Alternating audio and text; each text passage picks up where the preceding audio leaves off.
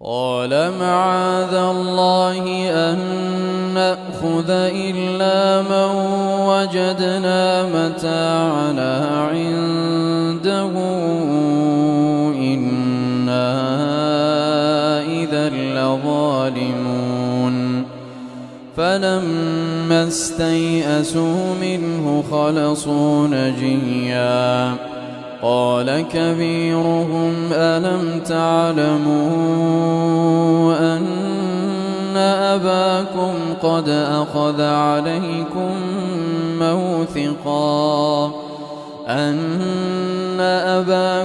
قد أخذ عليكم موثقا من الله ومن قبل ما فرطتم في يوسف فلن أبرح الأرض حتى يأذن لي أبي أو يحكم الله لي وهو خير الحاكمين ارجعوا إلى أبيكم فقولوا يا أبانا إن ابنك سرق وما شهدنا إلا بما علمنا وما كنا للغيب حافظين واسأل القرية التي كنا فيها والعير التي أقبلنا فيها وإنا لصادقون قال بل سولت لكم أنفسكم أمرا فصبر جميل عسى الله أن يأتيني بهم جميعا إنه هو العليم الحكيم وتولى عنهم وقال يا أسفا على يوسف وابيضت عيناه من الحزن فهو كظيم قالوا تالله تفتأ تذكر يوسف حتى تكون حرضا أو تكون من الهالكين قال إنما أشكو بثي وحزني إلى الله وأعلم من الله ما لا تعلمون يا بني اذهبوا فتحسسوا من يوسف وأخيه ولا تيأسوا من روح الله إنه لا ييأس من روح الله إلا القوم الكافرون فلما دخلوا عليه قالوا يا أيها العزيز مسنا وأهلنا الضر وجئنا ببضاعة مزجاة فأوف لنا الكيل وتصدق علينا إن الله يجزي المتصدقين قال هل علمتم ما فعلتم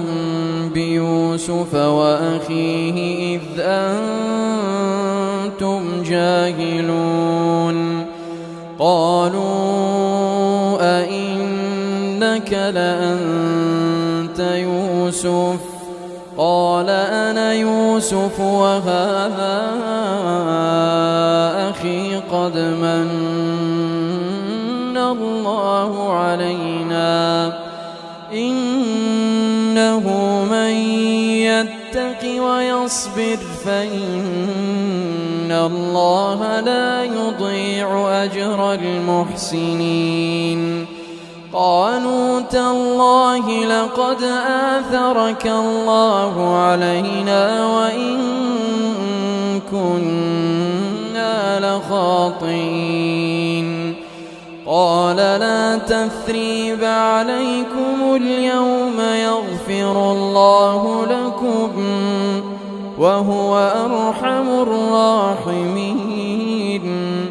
اذهبوا بقميصي هذا فألقوه على وجه أبي يأت بصيرا وأتوني بأهلكم أجمعين ولما فصلت العير قال أبوهم إني لأجد ريح يوسف لولا أن تفندون قالوا تالله إنك لفي ضلالك القديم فلما أن جاء البشير ألقاه على وجهه فارتد بصيرا قال ألم أقل لكم إني أعلم من الله ما لا تعلمون قالوا يا أبانا استغفر لنا ذنوبنا إنا كنا خاطئين قال سوف أستغفر لكم ربي إنه هو الغفور الرحيم فلما دخلوا على يوسف آوى إليه أبويه وقال ادخلوا مصر إن شاء الله آمنين ورفع أبويه على العرش وخروا له سجدا وقال يا أبت هذا تأويل رؤياي من قبل قد جعلها ربي حقا وقد أحسن بي إذ أخرجني من السجن وجاء بكم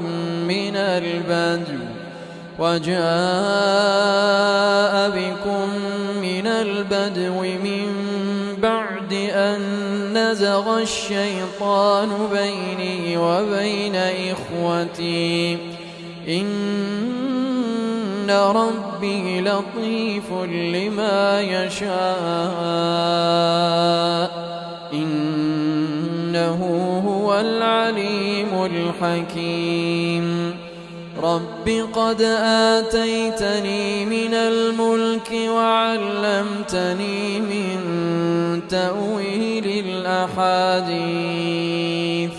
فاطر السماوات والأرض أنت وليي في الدنيا والآخرة توفني مسلما وألحقني بالصالحين ذلك من أنباء الغيب نوحيه إليك وما كنت لديهم إذ أجمعوا أمرهم وهم يمكرون وما أكثر الناس ولو حرصت بمؤمنين وما تسألهم عليه من أجر إن هو إلا ذكر للعالمين وكأي آية في السماوات والأرض يمرون عليها وهم عنها معرضون وما يؤمن أكثرهم بالله إلا وهم مشركون أفأمنوا أن تأتيهم غاشية من عذاب الله أو تأتيهم الساعة بغتة وهم لا يشعرون قل هذه سبيلي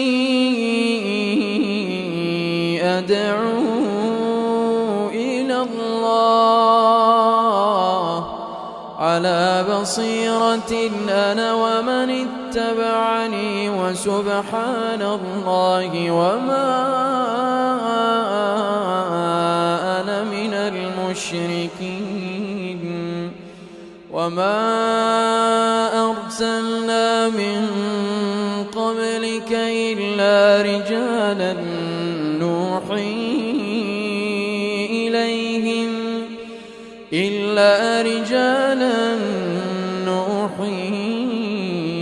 إليهم من أهل القرى أفلم يسيروا في الأرض فينظروا كيف كان عاقبة الذين من قبلهم ولدار الآخرة خير للذين اتقوا أفلا تعقلون حتى إذا استيأس الرسل وظنوا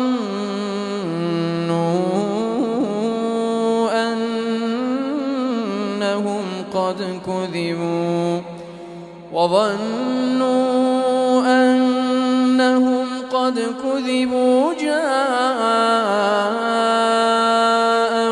نصرنا فنجي من نشاء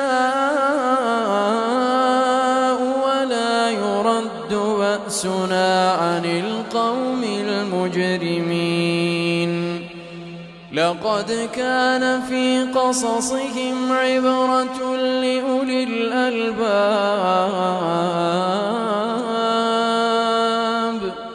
ما كان حديثا يفترى